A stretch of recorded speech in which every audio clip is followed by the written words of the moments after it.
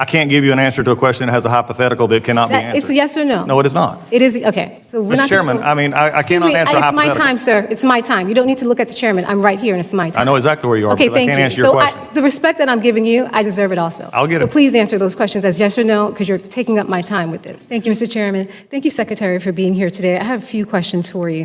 Would you agree that housing is an important priority for our veterans?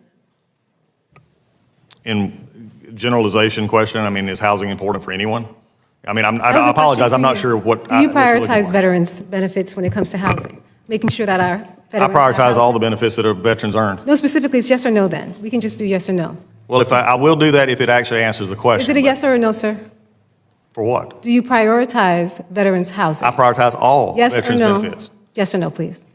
Yes or no to what? I just. I mean, we can play this game back and forth. Our Secretary veteran- Collins, I'm not interested in that. I'm really getting. It seems you are. Secretary Collins, I am not interested in that. We have real concerns, especially in the state with our veterans. So could you please answer it yes or no? If you choose not to answer, just say you choose not to answer, and it's not important. Do we prioritize housing for veterans? Yes. We also prioritize Thank you. health care and Thank you. everything So else. do you prioritize and fully commit to housing veterans, especially when it comes to flexible assistance to homeless veterans? I'll fully commit to helping the veterans in any way we can through the programs we currently have, but I'll refuse to get the VA involved in something like VAST that we should have never been involved with to start with. Excuse me, could you please answer my question, because we are not talking about VAS. Once again, the question is, if you would like to listen to the question, is do you support providing flexible assistance to our homeless veterans, like access to transportation, hygiene products, blanket support, to help our veterans? The answer is we Yes or support no, our sir? veterans. Yes or no? I mean, Thank you. yes. But the Thank question, you. I have a Do you question. believe- Where are we not? Do you believe that access to lands owned by VA should be in part used to address veterans' homelessness? That's yes or no? If the land is suitable, That's It a can- yes or it can no? be used. Yes or no? I can't give you an answer to a question that has a hypothetical that cannot be answered. It's a yes or no? No, it is not. It is, okay. So we're Mr. not. Chairman, I mean, I cannot answer a It's my hypothetical. time, sir. It's my time. You don't need to look at the chairman. I'm right here, and it's my time. I know exactly where you are, Okay, because I thank can't you. answer your So question. the respect that I'm giving you, I deserve it also. I'll get So it. please answer those questions as yes or no, because you're taking up my time with this. So the next question I have for you, now there's so many veterans who are losing their homes, especially in Florida, and we're finding more of them becoming homeless. So my real concern is about the Elizabeth Dole Act. We have a clause in there that actually deals with that, and you have not been implementing it. So that's why I want to identify if this is actually important to you or if it's a priority, because my veterans do want to know if this is one of your priorities. Yes, it is a priority. Anything in the Dole Act we will implement. So why have you not taken it to implement it in these stances? Because the Dole Act was given at the end of last administration. It came in, and I've been in here over 4 months. There are 72 total provisions in the Dole Act. We've completed 9. We're working on track with 55. We got 2 that were still at risk, and we're still working. So we're doing everything we can. So if housing was in fact a priority for you, wouldn't you skim it to find out which priorities or how can you actually make housing accessible? Because my question is, we looked at and we saw that there was a significant gains were made towards homelessness from January of 2023 to 2024. Right now, we're seeing that there's a potential for us to lose the momentum that we've been gaining. And in addition to that, when we talk about the service purchase program, which you said that you would like to terminate or you're terminating, we want to know what are the other instances, or what do you have in place for our homeless veterans to protect them? The issue in termination of ASP is that we are looking to do everything we possibly can that is already currently there for veterans in the VA for assistance, whether it be their mortgage or other things. We also can work with other agencies such as HUD and others to find ways to help them as we go forward. I'm willing to look and move forward anything we can without sacrificing also the bigger picture. I'm not, unfortunately, able to just simply pick the areas, especially in the Dole Act, where I want them to get all of it implemented for all of the caregivers as we go forward. And I think Donald Trump just a few, and with Congressman Pappas as well, that EO also talked about using facilities, the VA, which has been ignored, and frankly, under previous administrations, was allowed land that we had that we could have helped homelessness in LA was actually farmed out to private schools and ball fields. So I'm trying to look at it from a perspective. You and I actually agree probably more than, unfortunately, this came off, and I apologize for that. We agree on this issue that we need to look at what we can do within the confines of what we have. And so how quickly do you believe that you'll start prioritizing or putting this in place? Because I have to answer to my veterans also, to make sure that we see them and we understand that housing is so critically important, especially towards their dignity and the contract that we have with our veterans, which is to protect them and make sure they live with dignity. I agree with you, and I'll be happy to work with you and talk about specific instances, especially Florida. I have Georgia is my home. I don't get there very often anymore, but it's a very similar situation for us on housing cost and housing quality. Any of those information within the Dole Act, we're going to continue to implement. And if there's ways that we can help expand something we currently already have, I'm willing to look at that as well. But I think this is just where we need to make sure that we're doing stuff that help and doesn't either have a negative impact some other place with other programs. And so my last question is going to be really quick, even though it's a huge issue. It's about the dismantling of the Office of Equity Assurance. We just had a roundtable where we had many of our minority veterans there who talked about the disparities and them actually drawing down their benefits, specifically when it comes to PTSD. How are you going to handle these situations, specifically when that office has been dismantled? That office, again, being dismantled has nothing to do with the fact of my commitment to make sure any veteran who's earned a benefit gets their benefit, no matter what their background, what their skin color, or anything Specifically, the else. disparities I wanted to point to. How are you going to handle the disparities? Because we have years and years of documentation, especially when it came to housing, where we saw different generations that were disadvantaged. How are you going to do that specifically when this office has actually been dismantled? I think it's when you're actually supposed to be doing your job, it takes a secretary to lead and make sure that our organizations are not doing anything away from that. Will you be handling it? Because you said it takes a secretary. It takes a secretary to give leadership to the organizations that are supposed to be approving our benefits. Congressman, if you have somebody who's been discriminated against or not getting the benefits that they've earned, then I'll be happy to work with you to make sure that's rectified. But that's something against the law that we're not going to break law. We're going to actually give the benefits that they've earned. Okay, so specifically, should they contact your office then? Because this office has been dismantled. Who should they reach out to? Well, the question is not the office that was not a part of the benefits that they weren't getting. Why are they not contacting the office of the benefits in which they were denied? Sir, the question specifically is who should they contact? Which benefit are they looking for? If they should call VBA, which is the benefits, that would be the area to call. If it's so there's not going to be, the elimination now is going to be shifted to different offices. Thank you. I yield back. Representative Sheila Cherfilus-McCormick showed us something today that was both frustrating and revealing.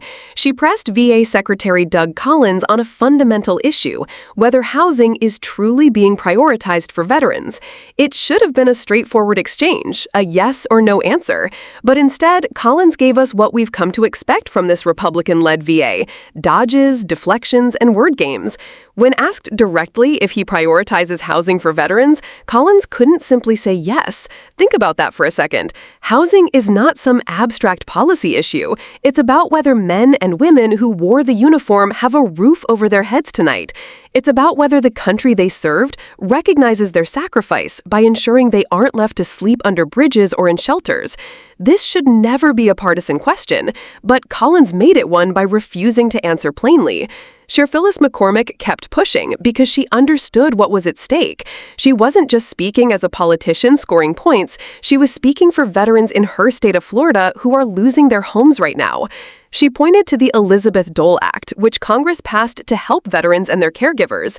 The law includes provisions to address housing insecurity and homelessness, yet many of those provisions haven't been implemented. Collins admitted the VA has managed to complete only 9 out of 72 provisions so far. 9. And even then, housing isn't being treated as a top priority. If veterans' housing were truly a priority, those provisions would be at the front of the line, not buried somewhere down the road. This isn't just bureaucratic delay, it's a moral failure. Every month of delay means more veterans slipping into homelessness. Every half answer and deflection from Collins translates into real consequences for families who served their country and now can't keep a roof over their heads. Cherfilus-McCormick also raised another critical point that often gets swept under the rug: equity. For years, studies have documented racial disparities in how veterans access benefits, especially in areas like housing and PTSD support. Black and brown veterans have been disproportionately denied benefits or faced greater barriers to receiving them. That's why the Office of Equity Assurance existed, to monitor and correct these disparities. And what did Collins do? He dismantled it. That decision matters, because without an office dedicated to tracking inequities, these disparities don't go away, they deepen. Minority veterans who already face higher risks of housing insecurity and systemic discrimination are left even more vulnerable. When Cherfilus-McCormick asked who veterans should now contact if they believe they're being denied benefits unfairly, Collins had no real answer. He pointed vaguely to different bureaucratic offices, shifting responsibility instead of accepting it. This gets to the heart of the problem. Republicans are quick to wrap themselves in the flag, to shout support our troops, to use veterans as props at rallies. But when the cameras are off and the policy questions come, that support suddenly becomes conditional, delayed, or buried under red tape. It's easy to say we support our veterans. It's much harder to prove it with action, especially when that action requires money, focus, and accountability. Housing for veterans isn't a luxury. It's the baseline of dignity we owe to those who served. A veteran who comes home and ends up on the street has been failed, not just by the VA, but by all of us. And that's why Cherfilus-McCormick's persistence mattered. She refused to let Collins hide behind vague platitudes. She insisted on clarity because her constituents, real veterans in real need, deserve answers. And here's what viewers need to take away. This isn't just about one hearing. It's about a pattern. We've seen rising homelessness among veterans across the country, especially in states like Florida and California. We've seen budgets that allocate billions to defense contractors and weapon systems while dragging their feet on housing assistance. And we've seen an administration that talks a big game about patriotism, but can't even prioritize basic housing protections for the people who wore the uniform. This is where accountability comes in. If Congress doesn't keep the pressure on, if the media doesn't shine a light on these evasions, and if the public doesn't demand better, nothing will change.